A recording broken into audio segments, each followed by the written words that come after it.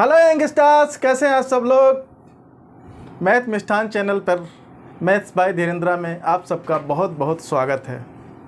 आज हम लोग क्लास 10th का चैप्टर 1 रियल नंबर्स शुरू कर रहे हैं। ठीक है बेटा, हमने क्लास 9th के वीडियो में नंबर सिस्टम के बारे में बहुत कुछ बताया था।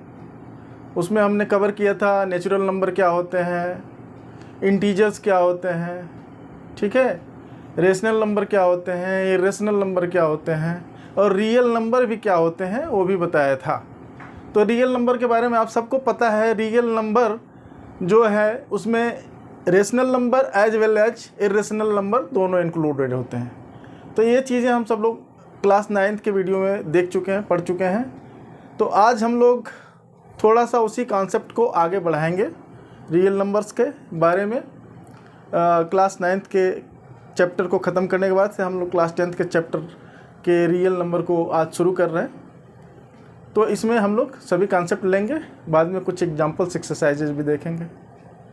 लेकिन आप लोग इस चैनल पर नए हैं तो चैनल को सब्सक्राइब ज़रूर कर दीजिए, ठीक है, और ध्यान से पढ़िए, मज़ा आएगा। वीडियो को लाइक कर दीजिएगा। ओके, चलिए। अभी हमने बताया कि रियल नंबर जो होता है रेशनल नंबर और इरेशनल नंबर दोनों के मिलके होता है। रियल नंबर को क्या खासियत होती है, इसको नंबर लाइन पे प्लाट किया जा सकता है, ठीक है। तो और कौन से नंबर होते हैं रियल नंबर के अलावा? कुछ और भी काल्पनिक नंबर भी होते हैं क्या? हाँ, होते हैं, यस। इमेजिनरी नंबर भी होते हैं, कॉम्प्लेक्स नंबर, इमेजिनरी नंबर, वो अभी हम लोग नहीं पढ़ेंगे, वो आगे के क्लासेस में पढ़ाए जाएंगे। लेकिन यहाँ पे अभी जो आप पढ़े हैं real number, rational number, irrational number, वो सब कुछ इसी के पार्ट हैं। पॉजिटिव इंटीजर्स और रियल नंबर्स की दो खास प्रॉपर्टीज, दो खास रूल्स के बारे में पढ़ेंगे। वो है यूक्लिड्स डिवीज़न एल्गोरिथम। क्या चीज़ें हैं वो? यूक्लिड्स डिवीज़न एल्गोरिथम, एक ये चीज़ देखेंगे हम लोग थोड़ा, और दूसरी चीज़ देखेंगे fundamental theorem of arithmetic. Number 2 देखेंगे फंडामेंटल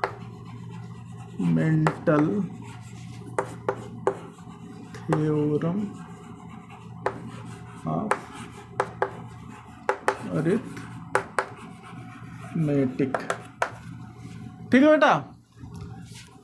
तो यूक्लिड डिवीज़न एल्गोरिथम ये कुछ नहीं है, ये जो आप डिवीज़न करते आ रहे हैं वही है, और इस चैप्टर में बहुत ज़्यादा इस पर एम्फेसिस भी नहीं दिया गया।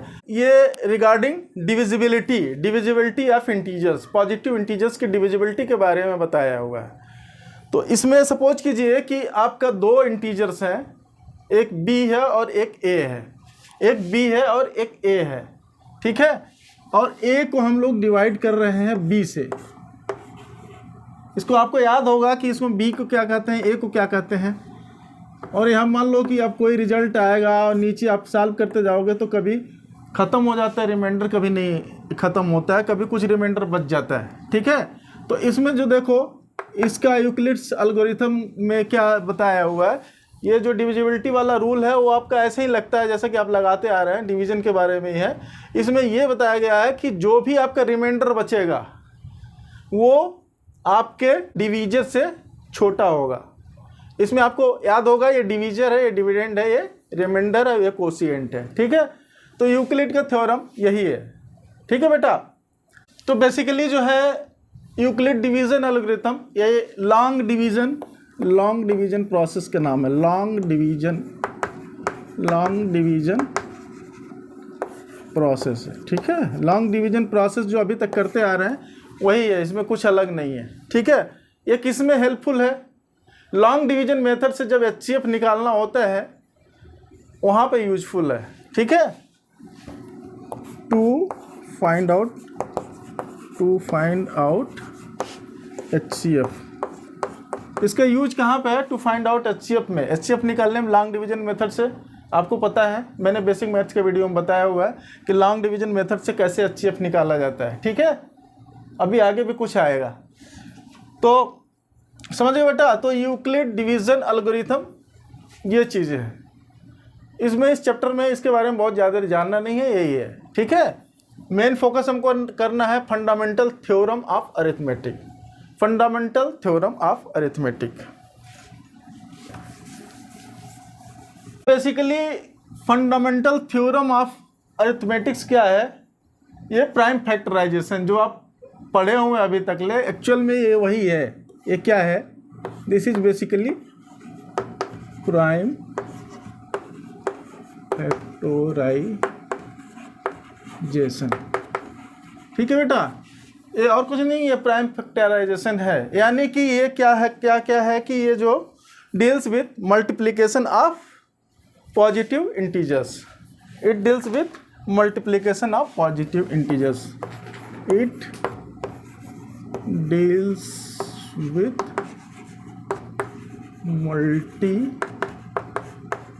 multiplication of positive integers, ठीक है बेटा। तो बेसिकली ये फैक्टराइजेशन मेथड है, बताया आपको। अब फैक्टराइजेशन क्या होता है, प्राइम नंबर क्या होता है, ये सब चीज़ें आपको थोड़ी सी जाननी पड़ेगी। तो हम हल्का सा ब्रीफ कर देते हैं। वैसे तो बहुत डिटेल हमने बताया हुआ है अपने और वीडियोज़ में, आप उसको देख सकते हैं, लेकिन हम यहाँ पे हल्का सा बता देते हैं कि प्राइम नंबर क्या होता है, डिफरेंट नेचुरल नंबर क्या। नेचुरल नंबर तो जो काउंटिंग करते हैं 1 2 3 नेचुरल वे में, वही हमारे नेचुरल नंबर हैं, ठीक है। इरेशनल नंबर वे नंबर जिनको हम लोग p/q के फॉर्म में लिख सकें, where q is not equal to 0, ठीक है। इंटीजर क्या हुआ, पॉजिटिव इंटीजर क्या है, इंटीजर्स में 0 और minus number plus positive number सारे होते हैं। होल नंबर में नेचुरल नंबर एंड 0, ये सब चीज़ें आपको अच्छे से याद होंगी, ठीक है। और इरेशनल नंबर क्या है, वे नंबर जिनको हम लोग p/q के फॉर्म में नहीं लिख सकते हैं, ठीक है। ये सब चीज़ें ध्यान में देनी है आपको। प्राइम नंबर क्या होता है, आप बताइए प्राइम नंबर क्या होता है, बोलो बेटा बोलो, प्राइम नंबर क्या होता है। प्राइम नंबर वे नंबर होते हैं जो जिनके 2 फैक्टर होते हैं, मैक्सिमम 2 फैक्टर हो सकते हैं। एक तो खुद, जिससे खुद से डिवाइड होगा, या फिर 1 से डिवाइड होगा। फॉर एग्जांपल 3 ले लो, 5 ले लो। प्राइम नंबर्स कौन कौन से हैं आप देखिए, थोड़ा इसको मिटा दे रहा हूँ मैं। तो प्राइम नंबर क्या होते हैं, देखो बेटा, प्राइम नंबर्स और कंपोजिट नंबर्स। कंपोजिट नंबर्स, ये 2 तरह की चीजें आएंगी हमारे इस डिस्कशन में, प्राइम नंबर्स और कंपोजिट नंबर। आपको पता होना चाहिए प्राइम नंबर क्या होता है और कंपोजिट नंबर क्या होता है। प्राइम नंबर वे नंबर हैं कि जो कि खुद से डिवाइड हो सकते हैं या फिर 1 से डिवाइड हो सकते हैं, ठीक है, उनको प्राइम नंबर कहते हैं। फॉर एग्जांपल क्या क्या, अब देखो 2 ठीक 3 5 7 फिर 11 13 एसेट्रा, ये सब क्या है, प्राइम नंबर। इसको आप देखोगे तो किससे डिवाइड होगा, 1 से डिवाइड होगा या तो खुद से, ये भी 1 से होगा या खुद से, ठीक है। तो ये हमारे प्राइम नंबर्स हैं। अब इसमें 1 भी है एक, इसको क्या बोलेंगे, इसको this is neither prime nor composite, क्योंकि हमको हमारा डिफिनेशन में आता है प्राइम नंबर वो नंबर है विच आर ग्रेटर देन 1 नहीं, ठीक है। तो 1 is neither composite nor prime, ठीक है। तो 1 छोड़ के बाकी नंबर को हम ले लिए। कंपोजिट नंबर वे नंबर होते हैं जो प्राइम नंबर नहीं है, सीधी सी बात है, ठीक है। तो कंपोजिट नंबर में क्या डिफरेंस और क्या होगा कि जिसमें मोर देन 2 फैक्टर्स हो सकते हैं। मोर देन 2 फैक्टर मतलब 2 से ज़्यादा नंबर से वो डिवाइड हो सकते हैं, ठीक है। 2 से ज़्यादा, एक तो जैसे इसमें 1 से और खुद के नंबर से डिवाइड हो रहे थे, इसमें क्या होगा 1 से भी होंगे, खुद से भी होंगे, प्लस और भी एक आध जो भी 1 2 3 कितने भी से डिवाइड हो सकते हैं, ठीक है। मिनिमम मोर देन 2 होने, 3 से होने चाहिए कम से कम, तभी कंपोजिट बोलेंगे। खाली 2 खुद और हो तो प्राइम ही हो गया, ठीक है। तो ये हो गया कंपोजिट नंबर। एक कंपोजिट, तो फॉर एग्जांपल आप देख लीजिए कंपोजिट नंबर फिर में क्या होगा। जैसे मान लो 4 है, ये देखो 2 से डिवाइड हो गया, इसके क्या क्या फैक्टर हो जाएंगे, 1 से तो होगा, ये 2 से भी हो जाएगा और 4 से भी होगा, तो इसके 3 फैक्टर हो गए। ठीक है ना बेटा, 3 प्राइम फैक्टर नहीं बोले, 3 फैक्टर्स हो गए, 3 नंबर से डिवाइड हो जा रहा है। इसी तरह मान लो 6 हो गया, फिर 9 हो गया, फिर 25 हो गया, ये सब क्या है, कंपोजिट नंबर। तो प्राइम नंबर्स भी और कंपोजिट नंबर्स भी, ये सब कितने हो सकते हैं, इनफाइनाइट हो सकते हैं। ठीक है, ये सारे के सारे नंबर इनफाइनाइट हो सकते हैं। ओके बेटा, ठीक। तो और एक खासियत चीज़ है इसमें, क्या, ये कंपोजिट नंबर कैसे बनाया जा सकता है। Composite number multiplication of prime number से बनते हैं। कोई भी कंपोजिट नंबर होगा, कोई भी कंपोजिट नंबर होगा, वो प्राइम नंबर के मल्टीप्लिकेशन से बना होता है। इसका मतलब क्या, कंपोजिट नंबर को हम फैक्टराइज करेंगे तो सारे उसमें प्राइम नंबर में कन्वर्ट कर सकते हैं उसको। प्राइम नंबर में वो पूरा नंबर नहीं कन्वर्ट होगा, उसके फैक्टर्स होंगे ऐसे जिसको मल्टीप्लाई करेंगे तो कंपोजिट नंबर का फॉर्मेशन हो जाएगा। ठीक है, ओके। कहने का मतलब ये है कि ऐसा कोई कंपोजिट नंबर नहीं है जिसको हम लोग जिसके which is not product of prime number, जिसको प्राइम नंबर के प्रोडक्ट के रूप में ना लिखा जा सके। ठीक है, क्लियर हो रहा है ना बात, क्लियर। ठीक है, ठीक है बेटा। अब फैक्टराइजेशन क्या होता है। फैक्टराइजेशन तो आप लोग बहुत बचपन से करते आ रहे हैं। फैक्टराइजेशन और फैक्टर्स और मल्टीपल्स आप समझ रहे हैं ना क्या होते हैं, फैक्टर्स एंड मल्टीपल्स। फैक्टर्स और मल्टीपल्स पता है ना आपको, देख लीजिए थोड़ा सा। फैक्टर्स क्या होता है और मल्टीपल्स क्या होता है। ठीक है, फैक्टर्स जिससे वो डिवाइड हो जाए, मल्टीपल जो उसके मल्टीप्लाई करने से नेक्स्ट नंबर जनरेट हो सकता है। ठीक है, अभी हम आगे बताएंगे फैक्टराइजेशन, वहाँ और क्लियर हो जाएगा। ठीक है बेटा, तो इसमें देखो एक और चीज़ आती है, प्राइम फैक्टराइजेशन। प्राइम फैक्टराइजेशन इसमें क्या है, प्राइम फैक्टराइजेशन।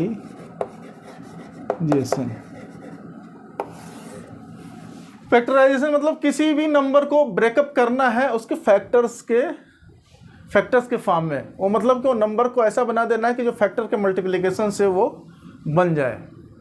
ठीक है, उसी को फैक्टराइजेशन कहते हैं। लेकिन उसको करते समय उसमें सारे के सारे प्राइम नंबर ही हमारे यूज होते हैं, वही यूज करने हैं, इसीलिए उसको प्राइम फैक्टराइजेशन कहते हैं। फॉर एग्जांपल मान लो 120 का प्राइम फैक्टराइजेशन करना है, मान लो 120 का प्राइम फैक्टराइजेशन करना है, चाहे कोई भी ले लो, मान लो छोटा सा ले लेते हैं हम लोग, 6 का करना है, फिर मान लो 25 के करने हैं, इसको प्राइम फैक्टराइजेशन करना है। 6 वाला देखिए 2 × 3, 5 × 5, और 120 का कितना होगा, यहाँ पे ऐसे करके हम लोग लिख सकते हैं। 120 लिखिए, फिर ऐसे करते जाइए 260, और इसको क्या करेंगे 30 है, इसको करेंगे तो 15 डिवाइड। ठीक है, इसको डिवाइड करेंगे तो अब 2 से होगा नहीं, 5 से होगा। अब फिर से कट करेंगे, इसको 5 से डिवाइड करेंगे तो 5 1 × 1। ठीक है, तो इसका फैक्टराइजेशन करेंगे तो क्या हो गया, वो 2 × 2 × 2 × 3 × 5। ठीक है, इसको आगे हम लोग ऐसे भी लिख सकते हैं, 2³ × 3 × 5। 3 बार 2 है तो हम लोग 2³ भी लिख सकते हैं, 2³ × 3 × 5। ठीक है, तो इसी को फैक्टराइजेशन कहते हैं। ठीक है, एक फैक्टर ट्री एक वर्ड आया हुआ, फैक्टर ट्री क्या होता है। फैक्टर ट्री क्या होता है, फैक्टर ट्री ये जैसे आपने फैक्टराइजेशन किया है, इसी को एक दूसरे तरीके से रिप्रेजेंट कर सकते हैं, उसको फैक्टर ट्री बोल सकते हैं। इसको 120 है मान लो, ठीक है, यहाँ से 2 से इसको डिवाइड किए तो बचा कितना आंसर आया 60, फिर 60 में 2 से डिवाइड किए, फिर क्या बचा 30। ठीक है, फिर 30 को 2 से डिवाइड किया तो क्या बचा 15। ये जो आप किए हैं इसी को इस तरीके से भी हम लोग दिखाते हैं, इसको हम लोग क्या बोलते हैं, this is factor tree. Factor tree, ठीक है बेटा। तो ये है फैक्टराइजेशन। इसको फैक्टराइजेशन क्या मतलब, प्राइम फैक्टराइजेशन है, क्योंकि इसको प्राइम नंबर यहाँ पे देखो सारे के सारे 2 2 2 3 5 ये सब क्या है, प्राइम नंबर से, इसीलिए इसको हम लोग बोलते हैं प्राइम फैक्टराइजेशन। ठीक है, आगे बढ़े। चलिए, आप लोगों को मज़ा आ रहा है तो वीडियो को लाइक कर दीजिए। ठीक है, चैनल पर नए हैं तो वीडियो को सब्सक्राइब कीजिए, अपने दोस्तों के साथ शेयर कीजिए। ठीक है, ताकि हम लोग और बढ़िया बढ़िया वीडियो ले आएँ और नए नए कॉन्सेप्ट को सीखें। ओके, आगे बढ़ते हैं।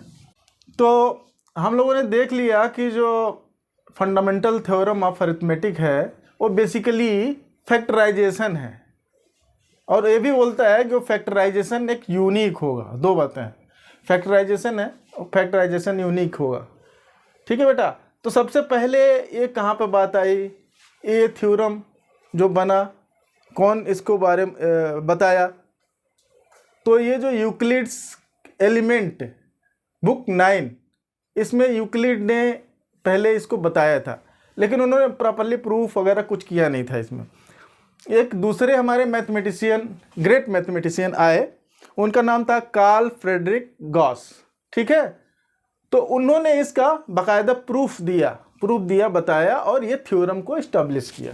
ठीक है, तो कार्ल फ्रेडरिक गॉस जो हैं उनको प्रिंस ऑफ मैथमेटिशियन भी कहा जाता है। ठीक है, तो अब हम लोग जान चुके हैं कि ये कुछ ऐसा कुछ अलग से रूल नहीं है, बेसिकली फैक्टराइजेशन है, फंडामेंटल थ्योरम ऑफ अरिथमेटिक।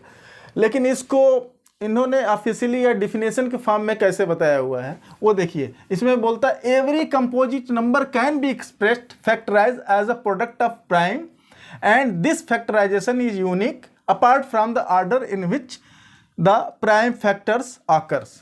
इसका मतलब क्या है कि सभी कंपोजिट नंबर को हम लोग मल्टीप्लिकेशन या प्रोडक्ट प्राइम के रूप में लिख सकते हैं। मतलब प्राइम नंबर्स के प्रोडक्ट कर करके हम लोग कोई भी कंपोजिट नंबर को बना सकते हैं। और एक खासियत ये है कि वो जो फैक्टराइजेशन होगा वो यूनिक होगा। यूनिक का क्या मतलब होता है भाई, यूनिक हर आदमी यूनिक होता है। मैं अपने तरह का अलग आदमी हूँ, आप अपने तरह के हैं। कोई भी चीज़ एक बिल्कुल अलग टाइप की हो, यूनिक है। तो ये नंबर कैसे यूनिक हो गया, क्या हो गया, इसका फैक्टराइजेशन कैसे यूनिक हो गया? वो इसलिए यूनिक हो गया क्योंकि मान लो 25 का फैक्टर करोगे तो जो नंबर जितने बार रिपीटिशन जो भी आएगा वो खाली उसी में आएगा। आप 25 का फैक्टर ले लो, चाहे मान लो 60 का ले लो, तो जो नंबर्स उसमें मिले हुए बना रहे हैं उसको, वो दूसरे में नहीं आएंगे, उसी में आएंगे, तो वो यूनिक होगा। और उसमें बोलता है अपार्ट फ्रॉम द ऑर्डर। अब फॉर एग्जांपल मान लो 60 ले लेते हैं हम लोग।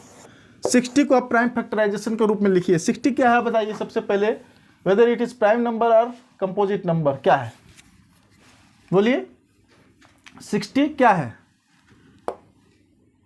इसमें बताइए कितने फैक्टर्स हो सकते हैं उसके। अभी हमने बताया जिसके भी दो या दो से ज़्यादा फैक्टर्स हों तो वो हमारा कंपोजिट नंबर होता है। जिसके खाली दो फैक्टर हों, एक तो 1 या तो खुद, तो वो प्राइम नंबर होते हैं। ठीक है, प्राइम नंबर या प्राइम्स खाली कई जगह बुक में लिख रहा है। तो इसमें आप 60 का करेंगे तो मोर देन 2 फैक्टर्स हैं, that's why it is a composite number. ठीक है बेटा, तो इसको आप ब्रेकअप करेंगे तो कैसे बनेगा, 2 इंटू 2 2 जा 4, 4 3 जा 12, 5 जा 60। ठीक है, अब देखिए इसको फैक्टराइज करेंगे ऐसे लिख करके, आप ऐसे भी लिख करके कर लीजिए, नहीं समझ में आ रहा तो ये वाला मेथड आता है, अभी बताएं आपको। इसको डिवाइड कीजिए, 3 0 लिखिए, इसको डिवाइड कीजिए, 15 लिखिए, फिर 3 से कटेगा 5 आएगा, फिर 5 से 1, तो ये आपका फैक्टराइज हो गया।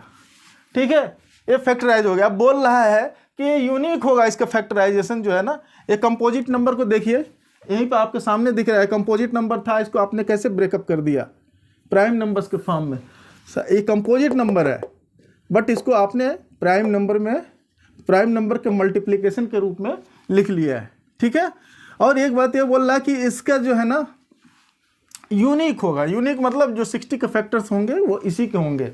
आप 20 के लिख लिया, किसी के लिख लीजिए, तो उसमें ये सारे के सारे डिजिट नहीं आएंगे।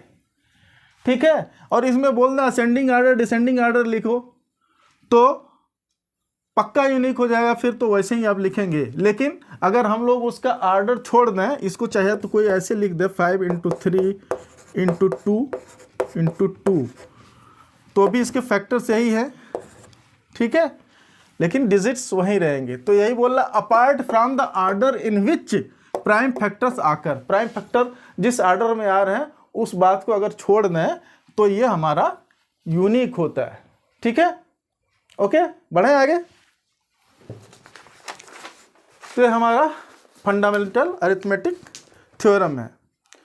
अब इसमें देखिए ये कहाँ कहाँ यूज होता है, यूज एप्लीकेशंस मतलब ये थ्योरम कहाँ कहाँ अप्लीकेबल हो रहा है, कहाँ कहाँ पे हम लोग यूज कर सकते हैं इसको। इसमें दो चीज़ों में यूज होता है। कहाँ कहाँ भाई इसका एप्लीकेशन कहाँ है, हम लोग देखें थोड़ा, ठीक बेटा। तो इसके दो एप्लीकेशन है, किसके, फंडामेंटल थ्योरम ऑफ अरिथमेटिक के, ठीक। भाई समझ में नहीं आ रहा तो बताइएगा, ज़रूर लिख के बताइए, और समझ में आ रहा तो थम्स अप, ओके। हाँ, तो इसके एप्लीकेशंस क्या क्या हैं, एप्लीकेशंस दो एप्लीकेशन है। नंबर 1 क्या, नंबर 1 में to prove irrationality of numbers, to prove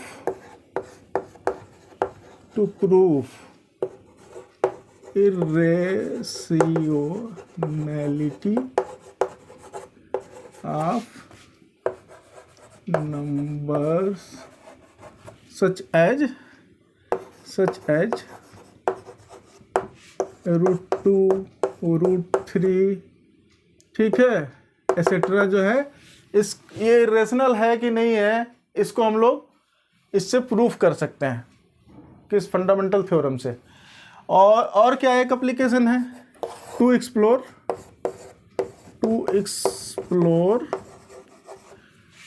क्या, कि वेदर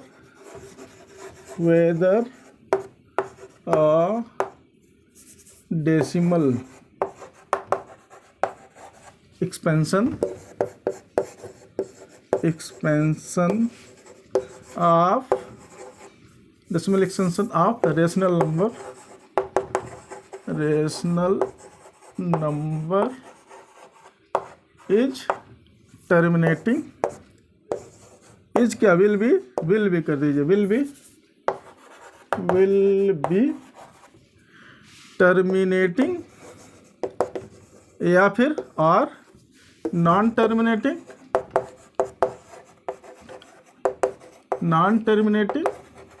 एंड रिपीटिंग, यही होता है ना।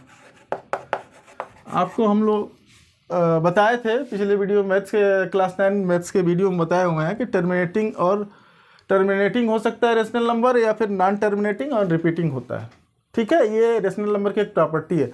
तो इसको एक्सप्लोर करके कोई भी रेशनल नंबर है तो उसको ये बता सकता है एप्लीकेशन कि वो आगे चल के टर्मिनेट हो जाएगा कि नहीं टर्मिनेट होगा, रिकर करेगा, ठीक है। तो ये दो हमारे एप्लीकेशंस हैं इसके, किसके बेटा, अरे वही अभी जो पढ़ रहे हो आप, फंडामेंटल थ्योरम ऑफ अरिथमेटिक, ठीक है। चलिए तो हम लोग एक एग्जाम्पल देखते हैं, और एक और मज़ेदार सवाल है, आपको एक्सरसाइज में भी है, एग्जाम्पल में भी है, और एग्ज़ाम में आता भी है, तो थोड़ा उसको हम लोग समझ लेते हैं, ठीक है। क्या क्वेश्चन है, आइए देखते हैं।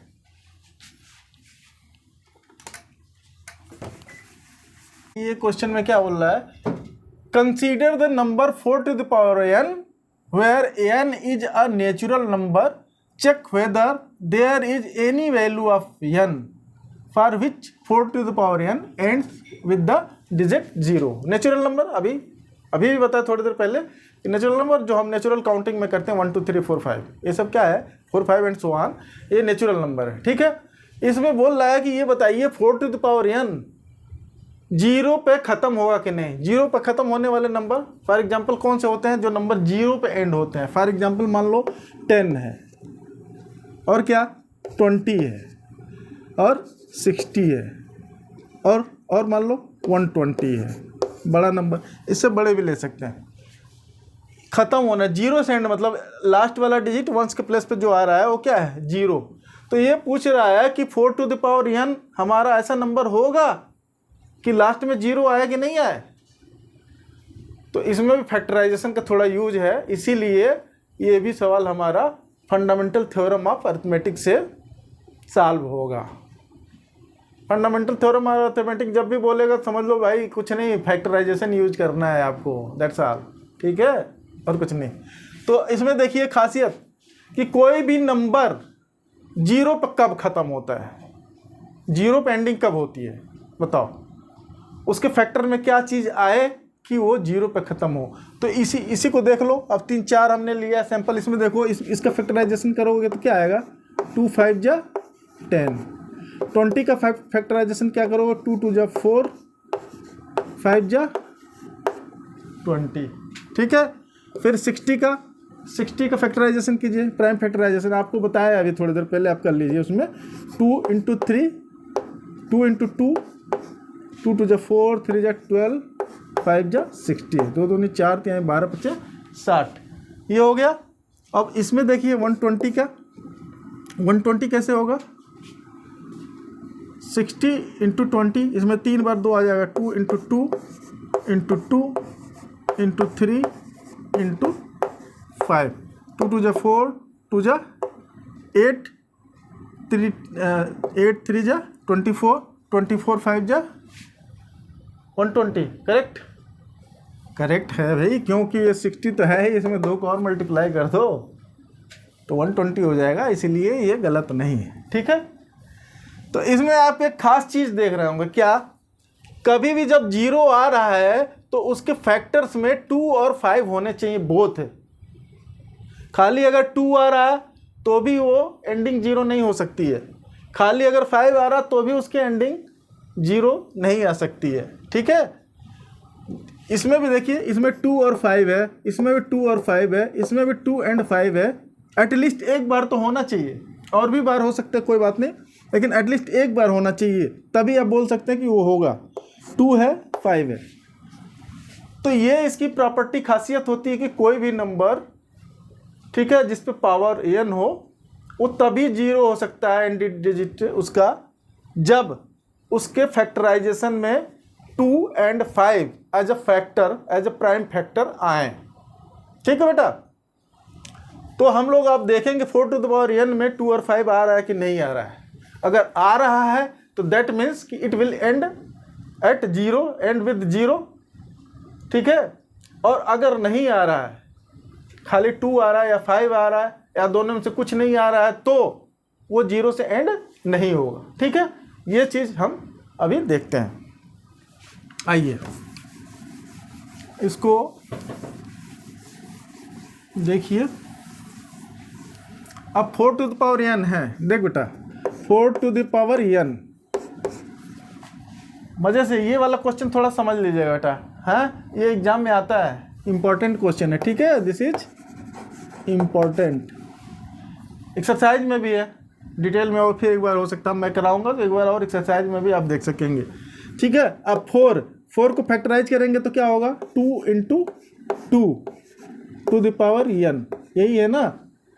अब ये दोनों को ऐसे भी लिख सकते हैं, 2 स्क्वायर लिख सकते हैं ना बेटा, 2 स्क्वायर × n, करेक्ट। अब इसको आप देख लीजिए, इसको क्या लिख सकते हैं, 2 टू द पावर 2n।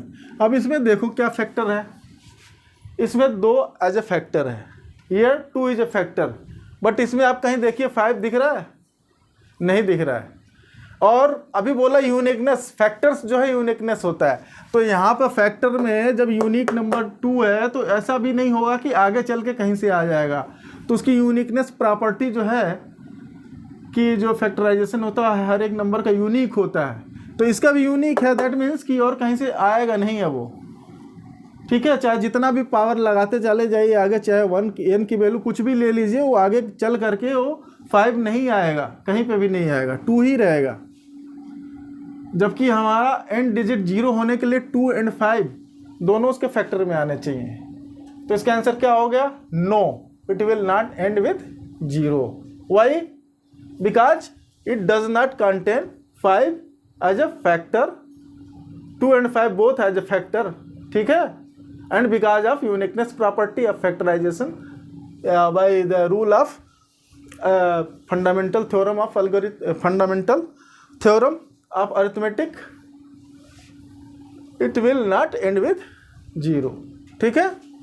तो यहीं पे लिख देंगे कि 4 to the power n will not end with digit 0 because, अभी जो बोल रहे हैं वो लिख दीजिए, बिकॉज क्यों, क्योंकि वो दोनों नहीं है, ठीक है ना। लिख लेंगे, आप लिख लीजिएगा। अभी मैं एक्सरसाइज करवाऊंगा तो उसको और बढ़िया से डिटेल में आपको बता दूंगा। होप समझ में आ गया होगा आपको, ठीक है। इसको लिख लीजिए, कोई दिक्कत नहीं है इसमें। एक्सरसाइज करवाएंगे तो वहाँ चाहिएगा तो पूरा लिख भी दूंगा मैं, ओके। चलिए आगे बढ़ते हैं।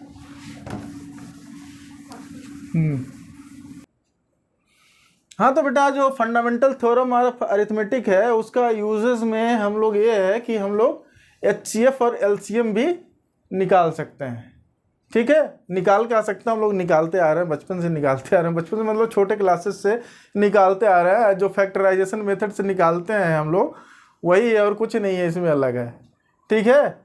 नहीं पता है तो थोड़ा सा आप देख लीजिए एचसीएफ क्या है, एलसीएम क्या है, और जो है आप देख लीजिए। फैक्टर्स के बारे में बता दीजिए। फैक्टर मतलब कि जिन नंबर से वो डिवाइड हो जाए वही फैक्टर्स हैं, ठीक है।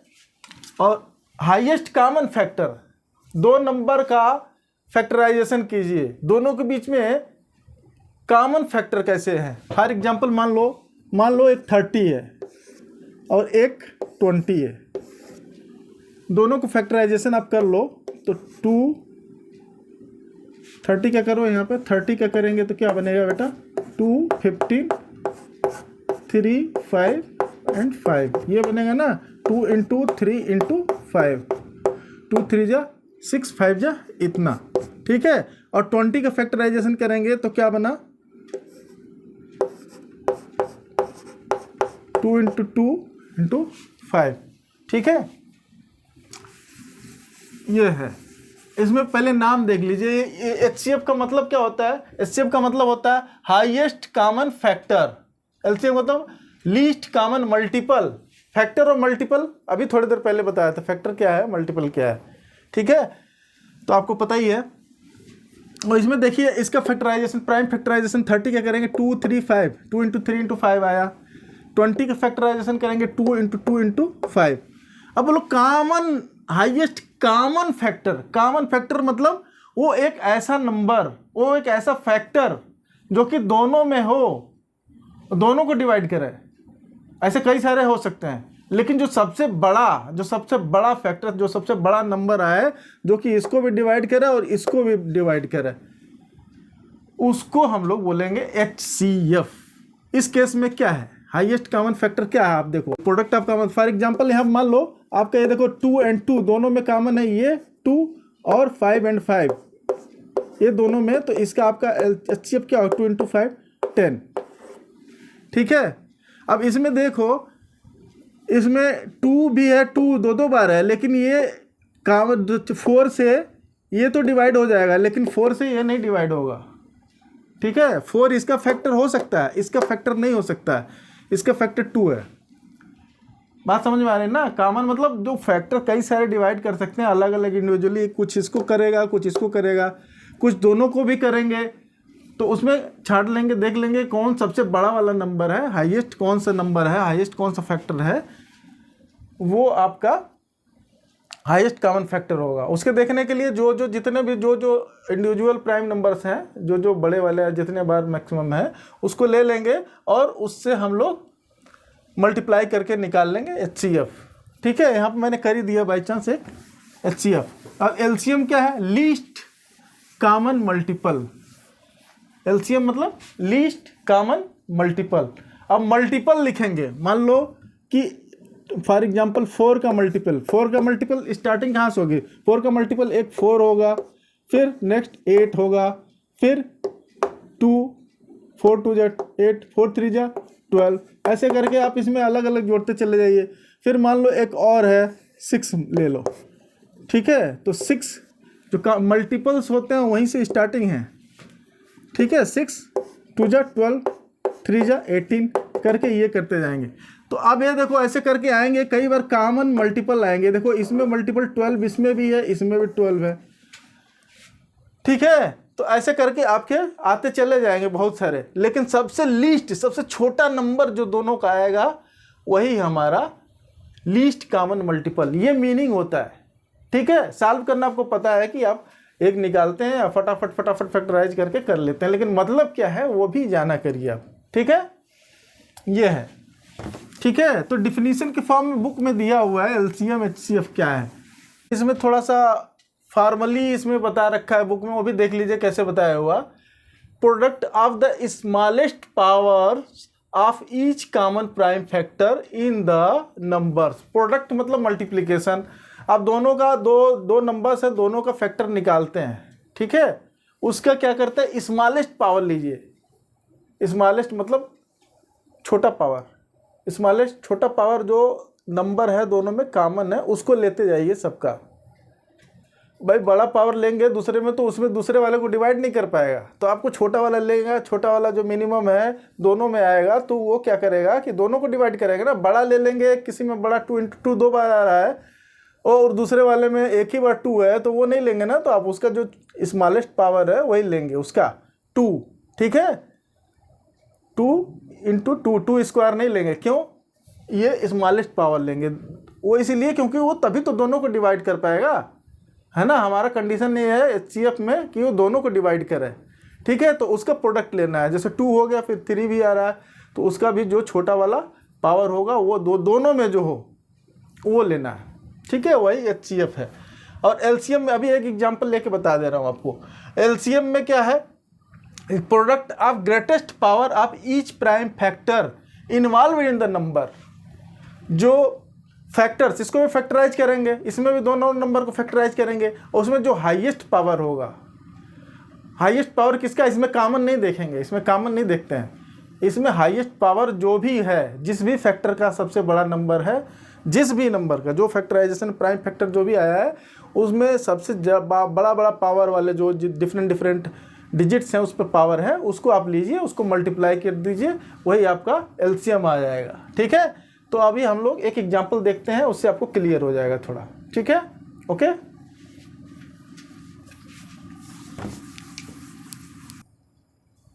एक एग्जांपल लेके देख लेते हैं बेटा।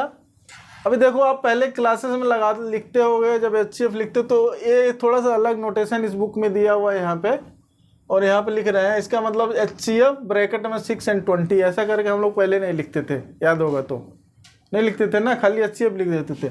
एचसीएफ ब्रैकेट में 620 लिख के कोई नया चीज़ नहीं बन गया भाई, ये जो आप पहले से करते आ रहे हैं वही चीज़ है। इसका खाली मतलब ये हो गया एचसीएफ निकालना है 6 और 20 का, उसको ब्रैकेट में साथ में लिख दिया।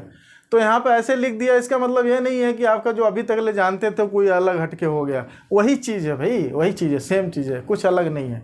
बस इसमें कहीं पावर वाली बात कर दे रहा। पावर वाली बात कैसे होगी, अब देखो, अब इसमें आप देखो जैसे पहले करते थे दोनों को फैक्टराइज कर देते थे, जो दो नंबर हैं उसको फैक्टराइज करेंगे, कैसे, 6 को फैक्टराइज करोगे आप तो क्या होगा, 2 3 जा 6। 20 को फैक्टराइज करेंगे, फैक्टराइज मतलब प्राइम फैक्टराइजेशन कीजिए जैसे आप करते हैं, अभी बताया है। 2 2 जा 4, 5 जा 20। अब इसमें देखो जो स्क्वायर की बात कर रहा है, इसको ऐसे लिखने के बजाय आप ऐसे भी लिख सकते हो, कैसे, 2 स्क्वायर × 5, ठीक है, 2 स्क्वायर × 5 ऐसे लिख सकते हो। इसको क्या लिख सकते हो, 2 to the power 1 × 3 to the power 1 ऐसे लिख सकते हो, कोई दिक्कत नहीं है ना, है ना। यहाँ पे एक और भी पावर है 2 to the power 0, जहाँ ज़रूरत हो वो भी लगा सकते हैं, उसका कोई मतलब नहीं 2 to the power किसी पावर पे 0 लगा होता है तो वो 1 ही होता है, ठीक है। तो यहाँ पे आप देखिए, यहाँ पे कॉमन फैक्टर देखो, हाईएस्ट, इन दोनों में क्या चीज़ कॉमन है, 2 और 3। इसमें ये देखो इसका हाईएस्ट पावर कितना है, लोवेस्ट पावर देखेंगे। एचसीएफ के केस में लोवेस्ट पावर फैक्टराइजेशन का देखेंगे जो दोनों में कॉमन है। इसमें देखो, इसको आप चाहो तो ऐसे ही लिख लो, 2 × 1, यहीं पे 2 × 1 ऐसे पे, ठीक है। तो इसमें क्या होगा, कॉमन पावर जो है जिस पे सबसे हमारा लोवेस्ट पावर लगा हो वो 2 है, ठीक है। तो 2 और प्रोडक्ट और क्या कॉमन है, 5 पे पावर 1, 5 पे पावर 1, 5 कहाँ है, 5 तो है नहीं, 5 कहाँ कॉमन है, यहाँ पे आप देख रहे हैं 6 में 3 है, इसमें 3 है ही नहीं, तो एक ही चीज़ खाली कॉमन है, क्या, 2। तो एचसीएफ कितना हो गया आपका, एचसीएफ कितना होगा इन दोनों का मिलके 2, ठीक है। इसी तरह एलसीएम निकालना हो तो वहाँ पे कैसे करेंगे, ये देखिए, एलसीएम निकालना हो तो जो डिफिनीशन में बोल रहा था कि इसमें एलसीएम निकालने के लिए जो जो आपके फैक्टर्स हैं उसके मैक्सिमम या हाईएस्ट पावर हम ले रहे हैं, इसमें क्या करेंगे, हाईएस्ट पावर हम लोग लेंगे। हाईएस्ट पावर आप देखो 2 स्क्वायर है, इसमें मैक्सिमम 2 का पावर 2 है, 2 है, ठीक है। अब 5 का एक ही पावर है, इसमें 2 × 3 तो 2 का पावर 1 और 3 का पावर 1। तो इसमें तो ये लिखने की ज़रूरत नहीं है, मैंने लिख दिया ऐसे, ठीक है। तो इसमें क्या क्या आप देखिए, हाईएस्ट पावर लेंगे, इसमें क्या क्या डिजिट्स आए हुए हैं इसके फैक्टराइजेशन में, देखो 2 आया हुआ है, 3 आया हुआ है, 5 आया हुआ है। अब 2 का हाईएस्ट पावर 2 स्क्वायर, ठीक है। अब इसमें कॉमन नहीं देख रहे हैं, मैक्सिमम किसी एक में भी कहीं पे भी जो मैक्सिमम पावर आया वो देखा जाता है, तो 2 स्क्वायर हो गया, ठीक है। 3 एक ही है दोनों में तो उसको भी लिख लेंगे 3, और 5 इसमें है नहीं, इसमें कॉमन नहीं देखना, इसमें है चाहे नहीं है, जो भी मैक्सिमम है वो जिसमें हाईएस्ट पावर है वो लिख लेंगे। तो हाईएस्ट पावर एक ही है तो लिख लिए। तो ये हो गया आपका आंसर। इसको सॉल्व करेंगे तो 2 × 2 = 4, 3 × 12, 12 × 5 = 60। तो एलसीएम कितना आ गया आंसर, 60। कितना है बेटा, एलसीएम इज 60, किसका, इन्हीं दोनों का। तो इसको ऐसे लिख लेंगे आंसर, या फिर बुक में भी ऐसे ही आपको डिनोट कर रहा है इस तरह का लिख करके, एलसीएम ऑफ 620 = 60। समझ गया कैसे 60 आ रहा है, हाईएस्ट पावर की बात कर रहा है, वो क्यों कर रहा है, क्लियर्ड। ओके, हम लोग बचपन में किए हैं वही चीज़ है, कुछ अलग नहीं है, बस पावर के फॉर्म में बोल दे रहा है। अदरवाइज आप जैसे करते हो दोनों जो अलग अलग है वो करो, फैक्टराइज करके निकाल लो, कोई प्रॉब्लम नहीं है। और इसमें एक और है, एक दोनों का लिंक है। क्या लिंक है, दो नंबर बोल रहा हूँ, ध्यान से सुनना, 2 नंबर का एचसीएफ, 2 नंबर का एलसीएम, ठीक है। उसमें एक आपस में रिलेशनशिप होता है। क्या रिलेशनशिप होता है, मान लो 2 नंबर हमारे हैं ए एंड बी, 2 नंबर्स हैं, ठीक है। इसका मान लो एचसीएफ हमारा है, HCF of A and B. A and B क्या है, positive integers, A and B are positive, हम लोग सारे पॉजिटिव इंटीजर्स की बात कर रहे हैं, पॉजिटिव इंटीजर्स। तो HCF of A and B into LCM of A and B is equal to product of both numbers. ये आप लोग पहले भी ये पढ़े हैं, जानते हैं अच्छे से, मुझे पता है, लेकिन ये फंडामेंटल थ्योरम ऑफ अरिथमेटिक के पार्ट में आ जा रहा है, क्योंकि अभी फैक्टराइजेशन यूज करके हम लोग वही सारे रूल उसी का देख रहे हैं, ठीक है। तो ये वाला आइडेंटिटी आपको एक इक्वेशन बन गया, इसको आपको याद रखना है। इससे क्या फ़ायदा होगा, इससे आपका मान लो कि 2 नंबर दिया हो और 2 नंबर पूछेगा ही, इसका बताओ, और खाली एचसीएफ बता दिया तो एलसीएम निकाल सकते हो ना। मान लो यही रहता, ठीक है, और आपको ये नंबर ये नहीं बताता, आपको कैलकुलेट नहीं करना है, आपको ऐसे कैलकुलेट नहीं करना होता है इजीली। मान लो कहता है कि 2 नंबर है, फॉर एग्जांपल बोलता है कि 2 नंबर है 60 और 20, उसका एचसीएफ 2 है, तो एलसीएम कितना होगा, भाई देखिए एलसीएम यहाँ पे छोड़ दीजिए, a इंटू बी मतलब 6 इंटू 20, 6 इंटू 20 ले लीजिए ये दोनों नंबर, और डिवाइडेड बाय ये इधर चला जाएगा, आपका क्या बन जाएगा HCF डिवाइड करेंगे तो क्या बन जाएगा नीचे HCF 2, ये दिया हुआ क्वेश्चन में। तो 2 3 जा 6, 3 2 जा 60। तो यहीं से आप एलसीएम निकाल सकते हैं इस तरीके से, ठीक है। कोई भी दोनों में एक चीज़ दिया हो दूसरा चीज़ ना दिया हो तो हम लोग निकाल सकते हैं। अब 4 इसमें अननोन थिंग है, जिसमें से 3 अगर पता हो तो चौथी निकाल लेंगे। नंबर भी मान लो एक नहीं है दूसरा नहीं है, बाकी दे दिया तो आप कैलकुलेट कर सकते हो, है ना। तो बहुत ईजी है, मज़ेदार भी है, ठीक है। अरे अभी तक आप लाइक नहीं किए हमारे वीडियो को लाइक कीजिए भाई, मज़ा तो उससे पढ़ रहे हो, प्यार से अच्छे से पढ़ रहे हैं आप, समझ में आ रहा है, होप उम्मीद करते हैं। नहीं समझ में आ रहा ना, यस, तो लाइक कर दीजिए। और कोई दिक्कत हो रही तो हमें कमेंट में लिख के ज़रूर बताइएगा, हाँ, हम आपको क्लेरिफाई करेंगे, पक्का ज़रूर करेंगे। आप कमेंट लिख के भेजिए, मैं ज़रूर आपको बताऊँगा, ठीक है। और ज़्यादा ज़रूरत होगी तो कुछ और दूसरे वीडियो में भी आपको बताएंगे, ठीक है बेटा। अब थोड़ा हम लोग इरेशनल नंबर के बारे में देखें, क्योंकि हमारा जो अभी मैंने बताया इसका एप्लीकेशन इस थ्योरम का कि ये इरेशनलिटी के बारे में भी है, इसमें एक सब और थ्योरम बनता है, वो भी अभी देखते हैं, ठीक है। इरेशनल नंबर कौन से होते हैं जिसको हम लोग P/Q के फॉर्म में ना लिख सकें, ठीक है। तो इसमें एक थ्योरम और दिया हुआ बुक में कि अगर P कोई प्राइम नंबर है और वो एक इंटीजर पॉजिटिव इंटीजर है a स्क्वायर को डिवाइड कर सकता है, तो वो जो है a को भी डिवाइड करेगा। ये एक थ्योरम है, थ्योरम मतलब रूल है, ठीक है। क्या इसमें है, ये थ्योरम 1.2 करके दिया है, थ्योरम 1.2, इसमें लिखा है let P be a prime number, let P be a prime number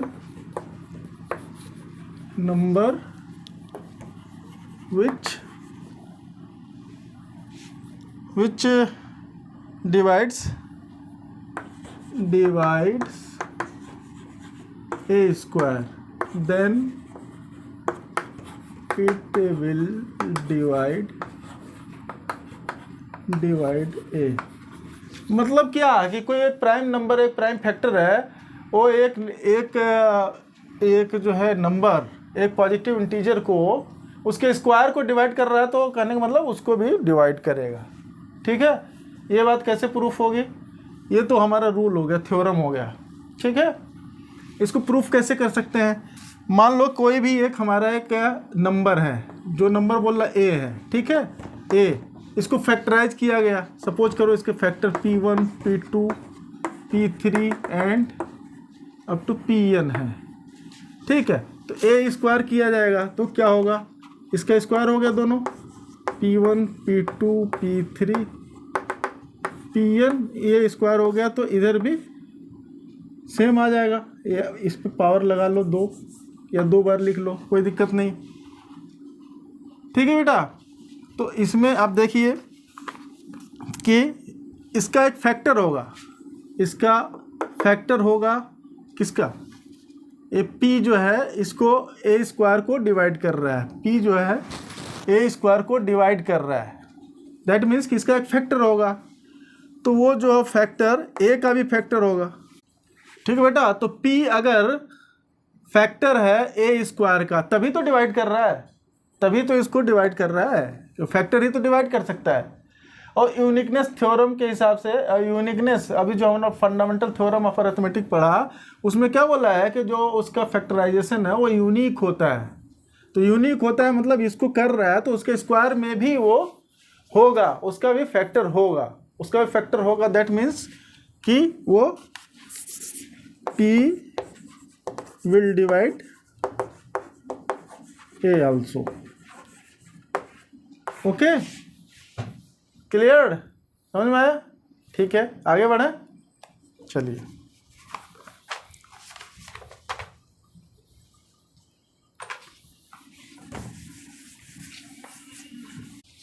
तो बेटा अभी हमने बताया इसका जो हम थ्योरम का यूज करते हैं उसका इरेशनैलिटी प्रूफ करने के लिए भी यूज किया जाता है। तो हम लोग प्रूव करते हैं, हम लोग जानते हैं कि √2 एक क्या होता है कि इर्रेशनल नंबर होता है, लेकिन प्रूफ कैसे करेंगे कि इर्रेशनल नंबर है। इसको कंट्राडिक्शन रूल मतलब ये चीज़ नहीं है तो ये चीज़ होगी, ये चीज़ हो नहीं सकती इसलिए ये होगी, ये कंट्राडिक्शन वाला रूल है। तो इस तरीके से हम लोग इसको भी प्रूफ करेंगे, ठीक है। तो ये इर्रेशनल नंबर प्रूफ करना है तो हम मान लेते हैं कि ये एक रेशनल नंबर है, फिर बताएंगे कि देखो क्यों नहीं रेशनल नंबर हो सकता है, ठीक है। अब देखिए तो बोले लिखेंगे लेट √2 इज रेशनल नंबर, ठीक है। तो रेशनल नंबर है तो p/q के फॉर्म में होगा, तो यहाँ p/q के जगह पे हम मान लेते हैं कि क्या हो जाएगा r/s है, जहाँ की where s is not equal to 0। को प्राइम नंबर 2 नंबर ले लेते हैं। को प्राइम नंबर में है जिनमें कॉमन फैक्टर 1 ही हो। को प्राइम नंबर में कॉमन फैक्टर 1 होता है, वो कंपोजिट नंबर भी हो सकते हैं, प्राइम नंबर भी हो सकते हैं, ठीक है। लेकिन दोनों के बीच में कॉमन 1 होना चाहिए। फॉर एग्जांपल 3 और 4 तो आपका एक कंपोजिट नंबर है, 3 आपका प्राइम नंबर, 4 कंपोजिट नंबर है, लेकिन दोनों के बीच में कॉमन फैक्टर क्या है 1, तो इसको बोलते हैं को प्राइम नंबर, ठीक है बेटा। तो को प्राइम नंबर, तो हम लोग यहाँ पे मान लिया कि ऐसे इस फॉर्म में है, बट इसमें सपोज करो कि हमारा को प्राइम नंबर ये दोनों हो, तब इसको हम लोग मान लिया कि ये a/b के फॉर्म में है, √2 a/b। इसका मतलब इस दोनों में कोई कॉमन फैक्टर नहीं है, ठीक है। तो इस फॉर्म में है। अब इसको आप देखिए आगे कैसे करेंगे। तो इसको कैसे लिख सकते हैं बेटा, इसको लिख सकते हैं कि √2b इक्वल टू a, ठीक है। अब इसका स्क्वायर कर दो बोथ साइड का, बोथ साइड स्क्वायर करेंगे, इधर भी स्क्वायर कर दीजिए, इधर भी स्क्वायर कर दीजिए, तो क्या हो 2b² equal to a², means b² equal to a²/2। तो अभी एक थ्योरम बोले हैं कि अगर कोई एक फैक्टर है, प्राइम नंबर है जो कि a² को डिवाइड कर रहे हैं, हम देखो a² को डिवाइड कर रहा है कौन, a² को डिवाइड कर रहा है 2 जो है a² को डिवाइड कर रहा है, तो that means 2 will divide a also, 2 will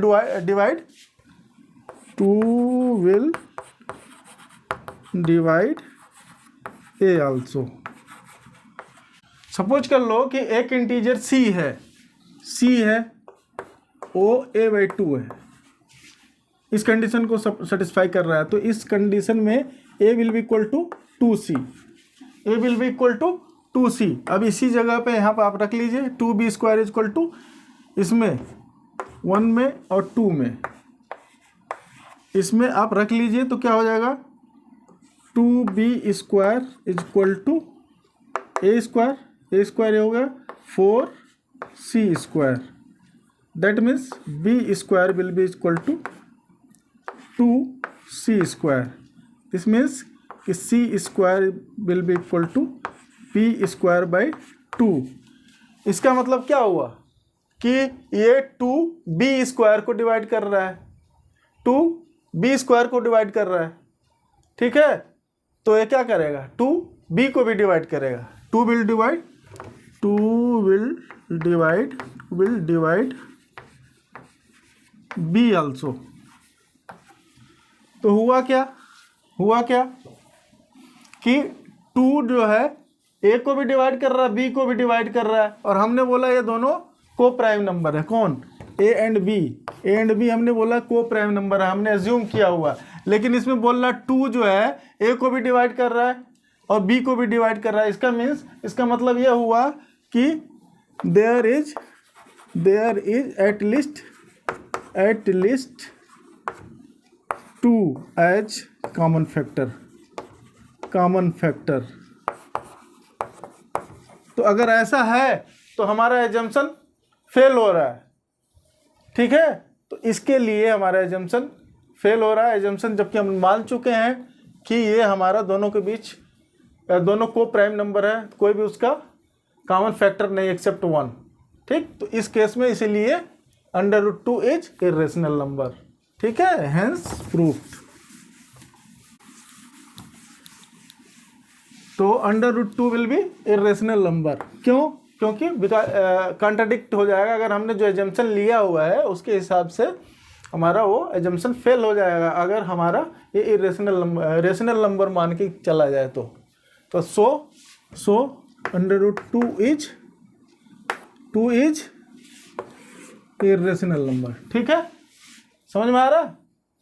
इस पे और भी एक्सरसाइजेस हम लोग करेंगे। अभी एक्सरसाइज आगे घबराने की जरूरत नहीं है। अगर थोड़ा समझ में कम आया है ये, तो हम और इसको स्टेप बाय स्टेप पूरा लिख करके आपको बताएंगे एक्सरसाइज में। जब इस चैप्टर के एक्सरसाइज करेंगे अगले वीडियो में, तो उसमें आपको स्टेप बाय स्टेप लिख करके भी बताएंगे। ठीक है, कुछ कन्फ्यूज़न है? नहीं? चलिए, तो इस तरीके से ये चैप्टर लगभग ख़त्म हो रहा है। इसमें एक और एग्जाम्पल है, वो भी आप लोग ऐसे ही कर सकते हैं। कौन सा एग्जाम्पल? ये देख लीजिए, एक लास्ट एक है।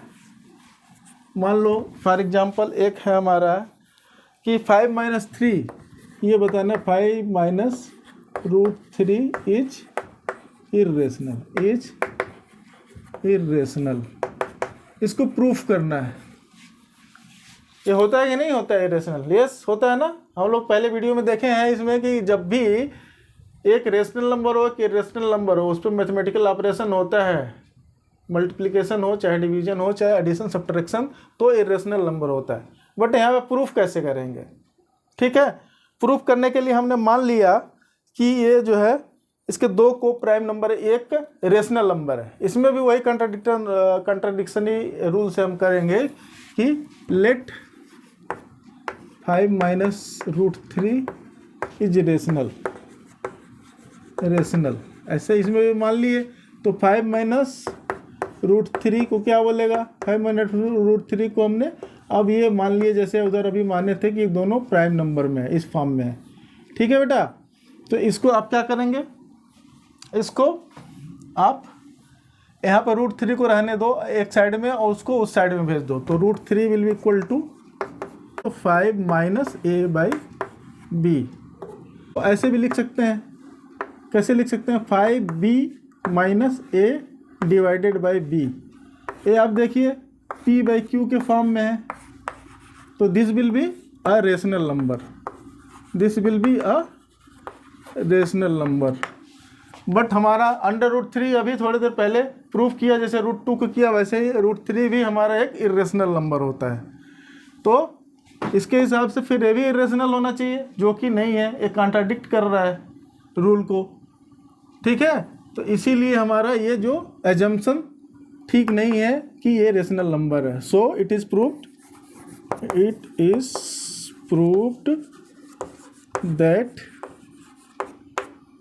5 - √3 इज इरेशनल। ठीक बेटा, समझ में आ रहा? और हम लोग एक्सरसाइजेस करेंगे। ठीक है, इसमें एक और, इसमें इसी तरह का मिलता जुलता एक एग्जाम्पल और दिया हुआ है, उसमें देख लीजिए। बस 1 मिनट थोड़ा सा हिंट दे रहा हूँ, बस वीडियो ख़त्म करता हूँ, लंबा हो रहा है। इसमें मान लो ये 3√2 को बोल रहा है कि इसको प्रूफ करना है कि ये आपका इरेशनल है। इसको प्रूफ करना है इरेशनल है। ठीक है, तो इसको भी हमने मान लिया कि चलो एज्यूम करते हैं, लेट √2 इज रेशनल, ऐसा मान लिए। इसको भी जैसा पिछले वाले मान लें, तो 3√2 इज इक्वल टू क्या? a/b। ये दोनों को prime number where b is not equal to 0। ठीक है, दोनों साइड का स्क्वायर कीजिए। दोनों साइड का स्क्वायर करेंगे तो क्या हो जाएगा? दोनों साइड का स्क्वायर मत कीजिए, क्या करेंगे फिर? √2 इज इक्वल टू, इसको उस साइड में भेज दीजिए, a/3b। यही हो जाएगा ना, a/3b। अब ये क्या है आपका? देखिए, ये आपका एक रेशनल है, एक आपका रेशनल है। ठीक है, तो ये रेशनल है, तो ये क्या होना चाहिए? फिर ये भी रेशनल होना चाहिए। तो गलत है, क्योंकि ये एक इरेशनल नंबर है, ये तो हमने अभी प्रूफ किया था। तो ये हमारा, अगर ऐसे एज्यूमशन करते हैं कि रेशनल है तो हमारा कॉन्ट्राडिक्टरी बन जाता है, इसलिए ये होल्ड नहीं करता है कि ये रेशनल नंबर होगा। ठीक है, तो because of this it is prove that कि 3√2 इज इरेशनल। ये थोड़ा शायद कंफ्यूजिंग लग रहा होगा, थोड़ा कम समझ में आ रहा होगा, थोड़ा और क्लियरिफाई करेंगे एक्सरसाइजेज में। ठीक है, तो एक लॉ ऑफ कॉन्ट्राडिक्शन से यहाँ से आप देख सकते हैं कि ये रेशनल हो गया तो ये भी रेशनल होगा अगर ऐसा एज्यूम करेंगे तो। ठीक है, इसलिए ऐसा एज्यूम करना गलत है कि ये रेशनल है। ठीक है, hence it is proved, hence 3√2 is irrational. ठीक है, प्रूव हो गया बेटा। चलिए, मज़ा आ रहा है ना? यस, मज़ा आ रहा है। देखते रहिए हमारे वीडियोस को, लाइक कर दीजिए, चैनल को सब्सक्राइब कर लीजिए। अगले वीडियो में फिर मिलेंगे एक्सरसाइज के साथ में। सारे एक्सरसाइज करेंगे हम, एक एक क्वेश्चन को सॉल्व करेंगे विद स्टेप्स। अब वेट कीजिए, हम वीडियो जल्दी लेके आएंगे। मिलते हैं अगले वीडियो में, बाय।